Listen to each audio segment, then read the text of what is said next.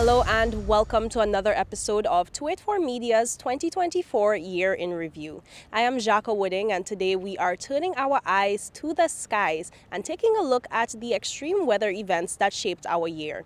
2024 was a year of extremes, from record-breaking storms to temperatures that left even seasoned meteorologists in awe. Today we take a look at those weather events and the climate stories that shaped our year and may just shape our future. Flash floods.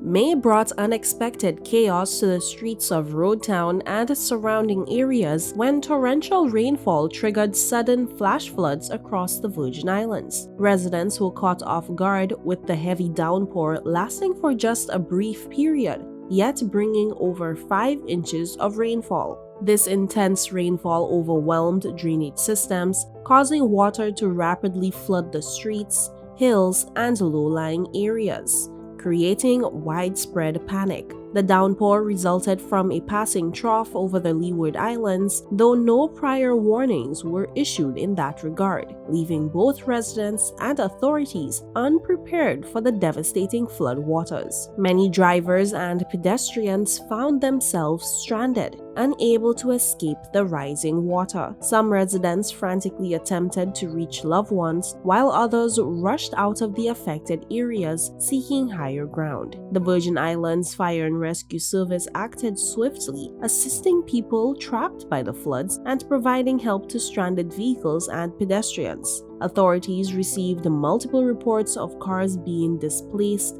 and pushed into structures, as well as damage to local road infrastructure. In response to the incident, the Department of Disaster Management issued a cautionary statement ahead of the hurricane season, urging residents to stay vigilant as heavy showers were expected throughout the season. Local officials like Minister for Communications and Works, the Honorable Kai Reimer, personally visited affected communities to assess the damage and meet with residents.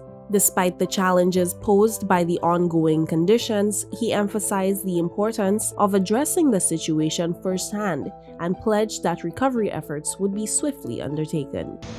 Well, we're out here on site with the entire team, water and sewage, the Public Works Department, staff, just doing our assessment in the aftermath of the rain. I mean, it's still drizzling right now, but this is one of the first areas that flooded, so we're just doing an assessment to see what is happening here. Right now we are saying they're feeling a bit filled with debris, and after the rains we'll definitely get out to each and every district to make sure and do the post cleanup. The territory experienced another series of intense rain in June, with flash floods impacting various regions. As heavy rains fell, streets were quickly inundated, and the Public Works Department had to scramble to clear roads and assess the extent of the damage. At the time, local officials urged the public to stay indoors and avoid non-essential travel. Schools were shuttered once again, and non-essential offices were shut down to ensure the safety of residents. With the territory recovering from another wave of heavy weather and the hurricane season now officially open, the public was encouraged to stay informed about updates surrounding local weather via official channels. Premier calls for hurricane season preparedness. In a public address, Premier Dr. the Honorable Natalia Wheatley called on residents to make hurricane preparedness a serious effort as experts forecast an extremely active 2024 hurricane season. Highlighting the potential for 25 named storms, the Premier urged the community to take practical steps, such as securing homes, clearing debris from yards, and ensuring emergency supplies are readily available. Wheatley emphasized that it is essential for each resident to develop a personal preparedness plan and remain vigilant throughout the hurricane season. Meteorologist urges preparedness in unprecedented season. Meteorologist Andrew Jackson also provided insight into the high activity predicted for the 2024 hurricane season, offering an in-depth look at factors contributing to the more severe outlook. In an interview with To It For Media's Jacques Wooding, ahead of the onset of the 2024 hurricane season, Jason warned that conditions could be more challenging than previous years. He urged residents to use the lull in activity to prepare for potential storms, stressing that being proactive could help mitigate damage and protect lives. Hurricane Beryl hits the Caribbean. Then came the season's first major system, Hurricane Beryl, which caused widespread devastation across the Caribbean. The Category 5 storm impacted several islands, with St. Vincent and the Grenadines suffering particularly severe damage. Approximately 90% of homes were destroyed or severely damaged on some islands, with powerful winds and storm surges leaving entire communities homeless. Some islands, including Barbados and St. Lucia, reported minimal damage, while others, like Grenada, experienced significant structural loss. As Beryl then barreled towards Jamaica, experts attributed its rapid intensification to abnormally warm temperatures driven by climate change. Tropical Storm Ernesto leaves the BVI battered. Tropical Storm Ernesto swept through the British Virgin Islands in August, leaving behind a path of destruction. Over 12 hours of heavy rainfall and strong winds caused widespread flooding, with several roads becoming impassable and power lines downed across Tortola. The BVI Electricity Corporation worked diligently to restore power, but the damage caused by Ernesto left many residents in the dark for several days.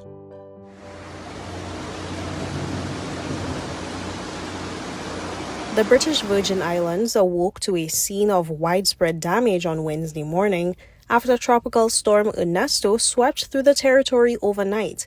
The storm, which brought hurricane-like conditions, battered the territory for over 12 hours, beginning around 8 p.m. on Tuesday, August 13th. Residents endured a night of heavy rainfall and powerful winds as Ernesto unleashed its fury on the archipelago. By daybreak, the extent of the storm's impact became clear as streets across Tortola bore evidence of its destructive path. Fallen trees, damaged infrastructure, and floodwaters painted a grim picture of the tropical storm's intensity. Adding to the ordeal, widespread electrical outages plunged many residents into darkness as they weathered the storm. The BVI Electricity Corporation, BVIEC, now faces the daunting task of restoring power to affected areas, with numerous reports of downed power lines and broken poles across the territory. In a statement, BVIEC expressed gratitude to the community for its patience during the outages and assured residents that teams are diligently conducting damage assessments. The corporation aims to restore electricity as swiftly as possible, though the extent of the damage suggests it may be a challenging process. As soon as the rain subsided in the early hours of Wednesday, August 14th, emergency response teams sprang into action.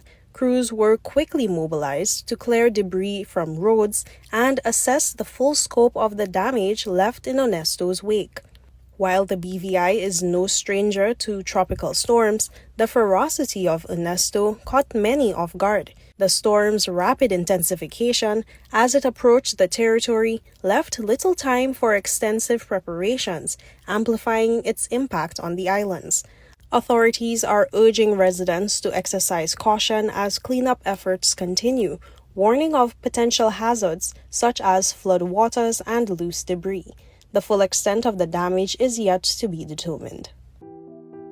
Saharan dust disrupts tropical development. The Virgin Islands Department of Disaster Management later reported a period of suppressed tropical activity in the Atlantic, attributed to an influx of Saharan dust. The dust, which was present at peak concentrations for almost 2 weeks, hindered the development of tropical storms and hurricanes. Although tropical waves emerging from the African coast struggled, experts anticipated the concentration of the dust to gradually decrease over September, the peak of the hurricane season. However, this came with its own challenges, as residents were advised to take precautions to protect themselves from respiratory issues caused by the high dust levels. Caribbean faces prolonged heat stress. The Caribbean region is facing a period of prolonged extreme heat, with an elevated number of heat wave days occurring throughout the hurricane season. In the BVI, peak temperatures were reported at 103 degrees. According to the Caribbean Climate Outlook Forum, CARICOF, the region experienced intense heat waves, rising humidity levels, and record-breaking daytime temperatures, particularly from August to October. Health experts raised concerns about the risks posed by such extreme heat, particularly to vulnerable populations. As heat stress continues, the region's resilience to climate change will be tested. And with that, we'll take a quick break, but we will be right back as we continue to explore the weather events that shaped our year and their impact on our communities. Stay tuned. The wait is over. CCT Fire is here. Experience ultra-fast downloads, seamless streaming, and even more reliable connectivity on an all-new fire-blazing super-fast CCT Fiber network. CCT Fire. Bring it home and upgrade today.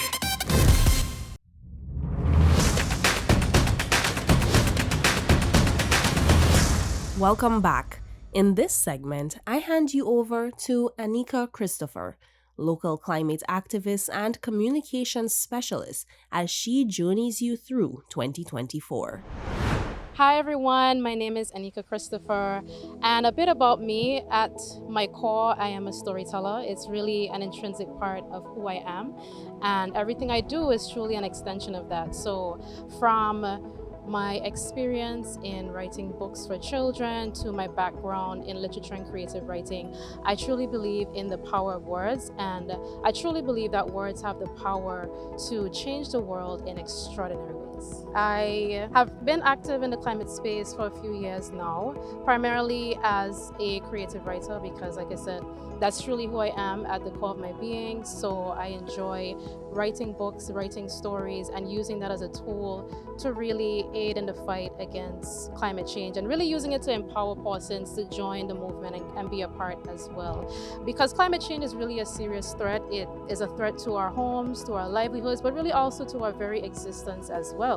Because when you think about being a small island developing state as well, we are especially vulnerable to the impacts of climate change in that there's sea level rise, there's the intensity and the frequency of these storms, there's extreme weather pattern changes. So when you look at all of that, we are especially vulnerable. And so we really have to do our part in ensuring that we protect not just the beauty of our islands, but also it's critical to our survival as well. All of these extreme weather patterns, even dating back to 2017 and those hurricanes that we saw, even this year and the very heavy rainfall that we experienced, all of these things are directly linked to climate change. And these things are because, we're outside right now, we feel the heat, so we had to come and find a little spot of shade. Because of the rising temperature, it's in turn causing a rise in the temperatures in the sea. And that is in turn is what causes the intensity and the frequency of these storms. So when we talk about climate, we're talking about the warming of the planet, and that could be really catastrophic when it comes to the strength of a storm. I like to think of it as rolling a dice. So in terms of 1 being the least possible impact and 6 being like the greatest. I know fortunately for us this year, I would say we've had still a relatively okay hurricane season in comparison to the past. But like I said, there's still that unpredictability. So one year you might roll a dice and you might get a 1, and that's fine. Then the next year you might end up rolling a 6, just like back in 2017, or maybe even to make things worse, there could be other dimensions added to this dice where you roll 1 year, you end up getting a 12. You end up getting a number higher than what you thought was previously possible. And I don't mean to sound very dire and gloom, but really and truly, that's just to help to paint a picture of really the realities that we face as a small island developing state. we have a number of challenges, again, being a small island developing state. But I think by far one of the greatest challenges that we face is with climate finance and the lack of access to climate finance. Going back to, like I said, with the storms of 2017, we saw the mass devastation. We saw how it affected our critical infrastructure. And we're still, to this day, actively recovering from that. And so it's really challenging when you don't have the funds that are necessary to build and to put in place the necessary mitigation and, adaptation strategies to address these things. And for instance, it's important too, because I remember with COP this year, it was labeled the Finance COP, even though we know it might not have achieved what it was supposed to, but that just goes to show you the importance of finance in this fight. But I also know, on a positive note, the government, we recently, I think it's either already established or close to being established, the Climate Change Trust Fund. So that is like an alternative method to, sourcing funds to aid in building back the Virgin Islands and things like that, because as an overseas territory, we know we don't necessarily have access to like the large scale pools of funding like the Green Climate Fund. So we have to get really creative in our approach and our response. And I think another challenge that we have, and I'm glad we're having this interview as well, because I don't feel like we talk enough about climate here. I feel like we still need to be having more and more discussions. It's the holidays, and everywhere you go, people are talking about TAT this, left, right, and center. I don't think we need to be talking about that simply because guava TAT is the best. There's no debate, thank you, there's no discussion, anything needed. So we could retire that now and let's talk about climate change for a change, because at the end of the day, we have to do all that we can to protect our beautiful island so we can continue to grow the guavas to make the best tats. And we'll grow some coconut trees as well, but for the coconut ones. So there's definitely intersection for sure, because we, as being a small island developing state, we rely very heavily on our natural resources. Our economic development is directly tied to that. When you think about tourism, for instance, one of our twin economic pillars, people come here to enjoy the beauty of this place. And I remember a few years ago, the BVI Tourist Board, they had this campaign where they said, tourism is everybody's business. So I would kind of want to remix that to also say that climate change should also be everybody's business, because these two things are directly connected.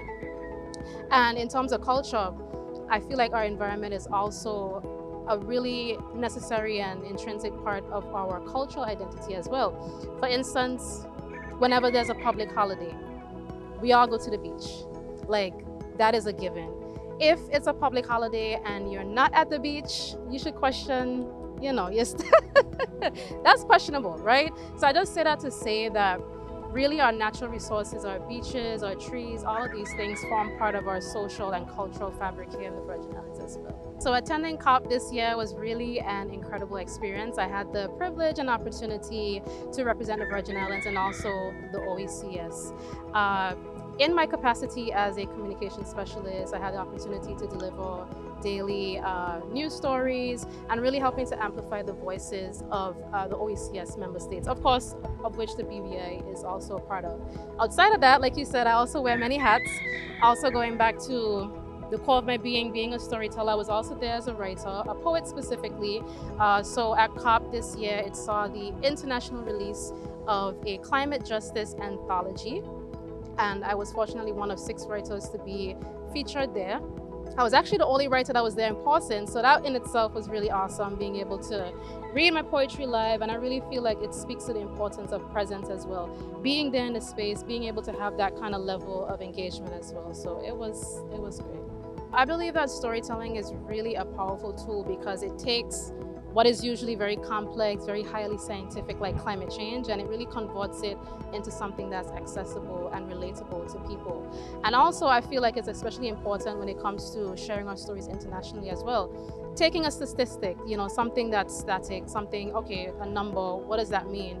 And really humanizing that. So you're hearing the impact, for instance, of the storm, hearing like a door being bashed in or glass, like just that visceral experience. It really helps to have persons have more compassion and understanding for what we experience here in the Virgin Islands and the wider Caribbean. So in my view, I feel like these conversations really add and really are important in the international realm, because as we know, even though we contribute the least to climate change, we feel it the most.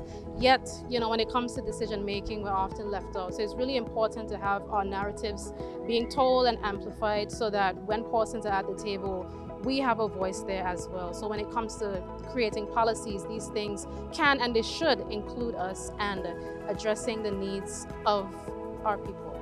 So there's still quite, even though some of the things I said, I know, same day, I feel like there's still quite a lot of hope. Even coming here to the park, looking at some of the signage, like when you're passing through Road Town. So there's still like a lot of increased, I feel like, public education and awareness. That's really great. I'm really happy to see more collaboration with NGOs like Green VI, the government, community members. All of that is really key. So I think we need to continue this collective effort. Because it has to be, at an individual level, there's some things that you can do, but it's something that we kind of have to all work on together at every level. One of my most memorable experiences in this past year, I would say, would have to be my visits to Virgin Gorda. Because I actually recently moved back to Tortola, and so since then I've been venturing to Virgin Gorda, and when I do, it tends to feel like a bit of a vacation for me. And it really just speaks to the beauty of our islands again, and the fact that there's still so much to discover, so much to learn and to love about our Virgin Islands as well. But I could speak a little bit to Tortola too, seeing that I am here now. And so in the past year, I've had to visit a number of places on Tortola. And again, it just speaks to the fact that there's so much to discover despite being a small island. There's still a lot of places that people don't know about, including myself. So I'll be honest, I might have made maybe a wrong turn here and there trying to get to somewhere. So if someone might have seen somebody who would have been lost on island, there's a high chance that was probably me.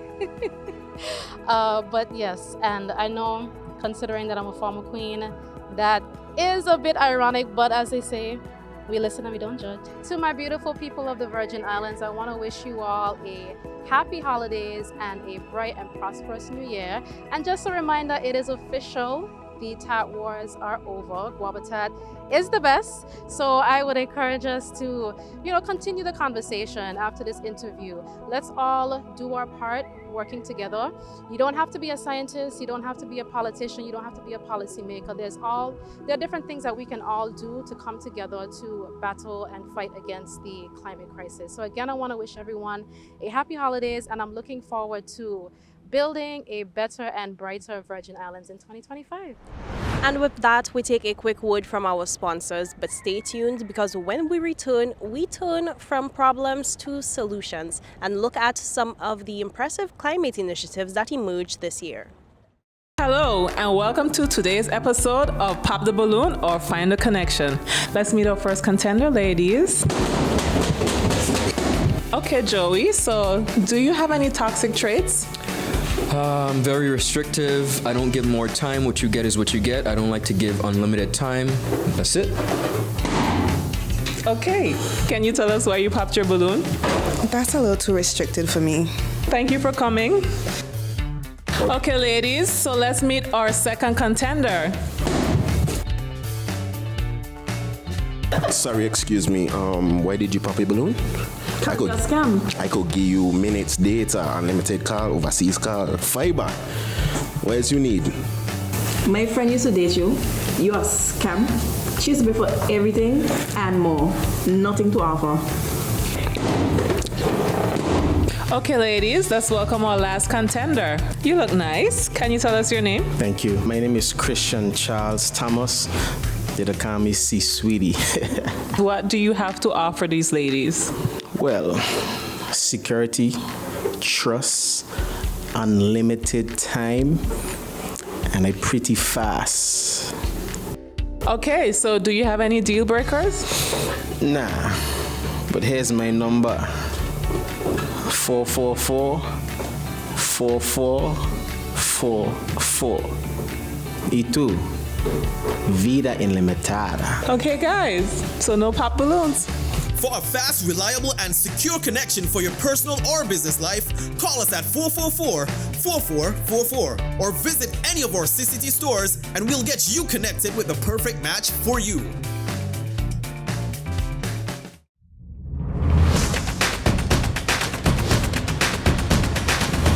Welcome back and thank you so much for staying with us. We are diving right back in. Too84Media and the Department of Disaster Management launch Hurricane Preparedness PSA series.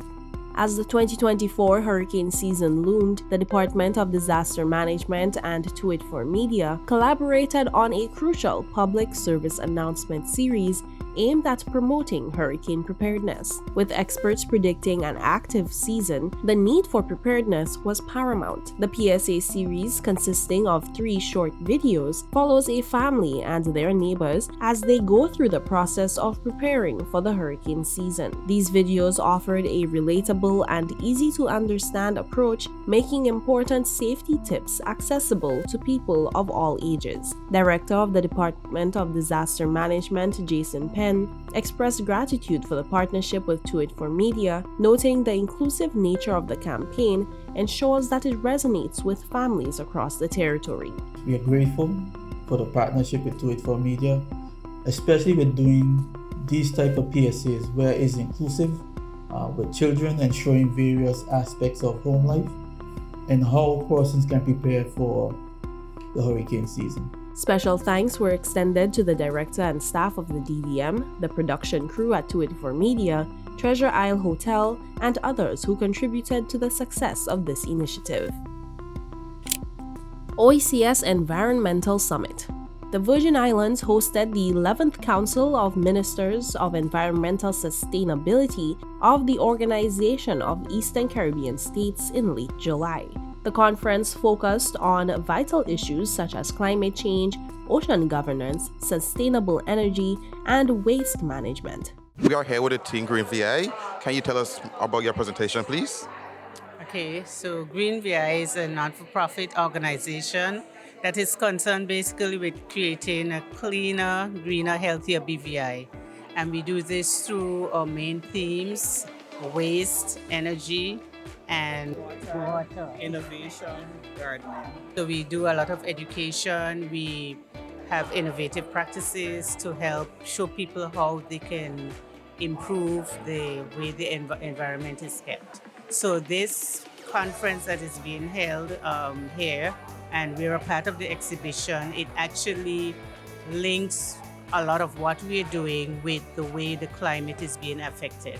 We have what we call some do-it-yourself products, where we're encouraging persons to use a lot more environmentally friendly products in their homes, as opposed to a number of stuff that we buy in the stores that have a lot of harsh chemicals that are harmful to the environment. So many people don't really think about, okay, when I wash and I use all the different scents and so in my washing, or when I wash my dishes and I use these different things, we're not thinking about the chemicals and the fact that when we wash it down the drain, it actually finds its way in the earth and into the sea eventually. So one of the things that we do is try to educate the public, and we do it a lot through the schools, because we think that if the children begin to learn and understand it, they can influence their homes, but also when they grow up, they will already be accustomed to this practice. So they learn how to make hand soap, cleaning agent, and air freshener, among other things. My name is Dr. Erica Woolsey. I'm a marine biologist, and I'm a co-founder and chief scientist of the Hydrus, which is a nonprofit based in California dedicated to ocean education.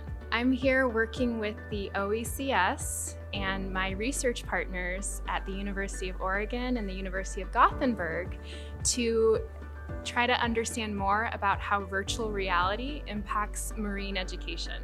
Virtual reality has been a really amazing tool for us to teach ocean science and ocean conservation. I'm a dive master, so I love diving in real life.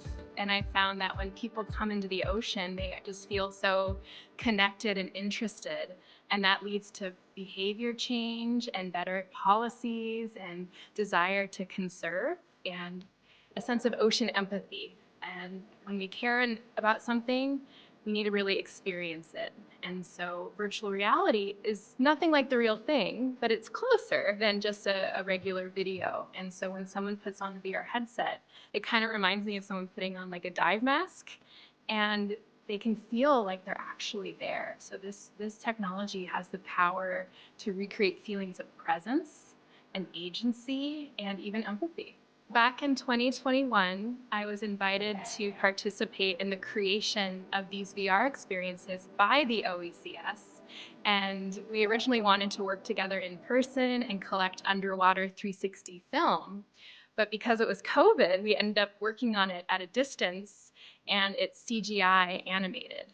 And their goal was to teach about marine policies and the blue economy. So I believe one of the partners of the OECS in this project is the World Bank. And they were really interested in teaching about the blue economy and targeting different audiences. So what you heard today was targeting a general audience who live in Caribbean countries and might be divers, might be teachers, but we also have 3 other versions of the same experience that target young children, that target local ministers, and then that target world leaders. And so we're really interested in creating content that's relevant to the region. So everything that was created was approved and designed by OECS-based marine biologists, educators, and it was an interesting thing to do from a distance because this is my first time in the BVI, for instance, and it was a really cool remote experience to create a virtual dive with the OECS's partners. Last night I was browsing through Facebook and I saw the ad and I was like, oh, Briley might be, this is my granddaughter Briley. I said she might be interested in something like this. So I realized that it was yesterday. So I said, oh, it might be finished. But then I saw it was today. So I said, okay, I'm gonna come, I'm gonna bring her today. And I love the ocean. It's like helping animals and I like swimming with them. And I like about how interested I am in them because it's like a good thing that I'm interested in them because most people don't like animals, but I like sea animals because they're very nice. Premier Dr. The Honorable Natalia Wheatley, chair of the summit, emphasized the importance of turning aspirations into concrete action to safeguard the region's natural resources. COMS provides an essential space for regional collaboration to minimize environmental vulnerability, improve environmental management, and protect the region's natural resource base for optimal social and economic benefits for member states.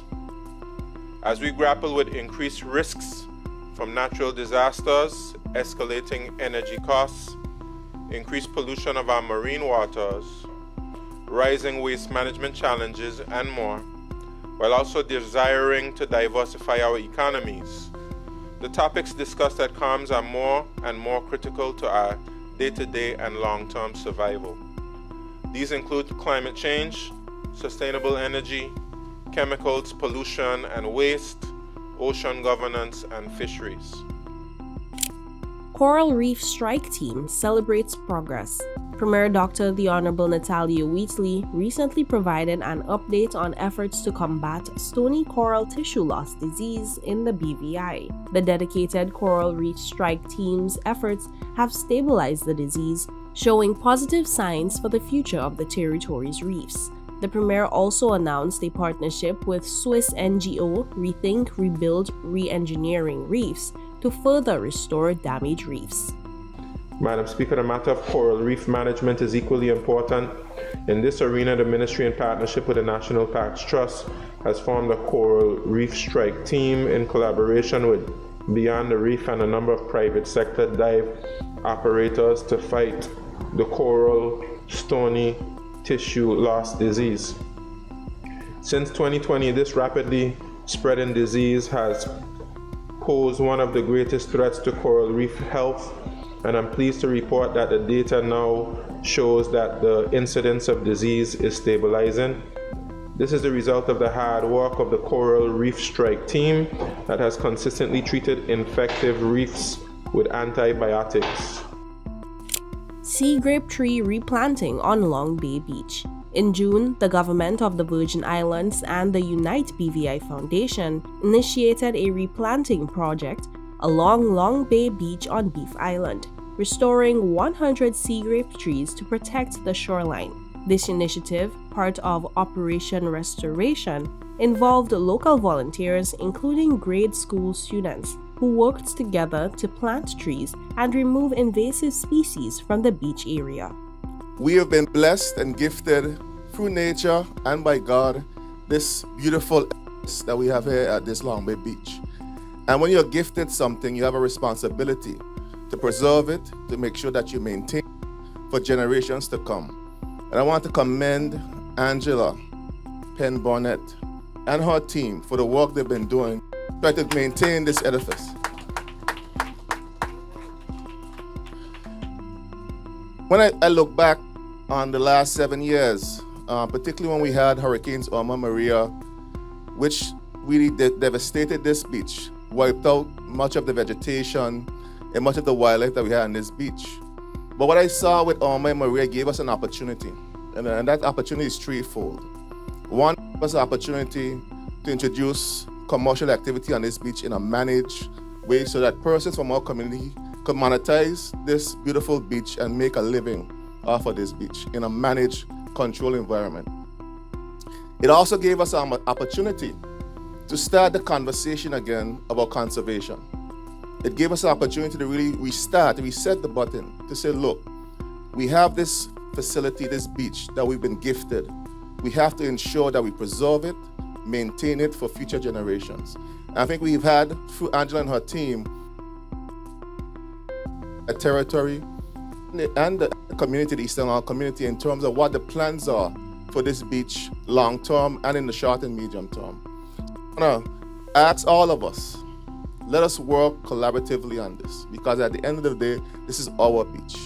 We all have to work to ensure that it's maintained, but not just for us who are living here today, but for generations to come. As we close the book on 2024, there is a mix of concern and hope. While our challenges were unprecedented, so were our responses. I'm Jacques Wooding signing off and hoping that while we can't control the weather, we can all play a hand in shaping our climate future. Thanks for tuning in.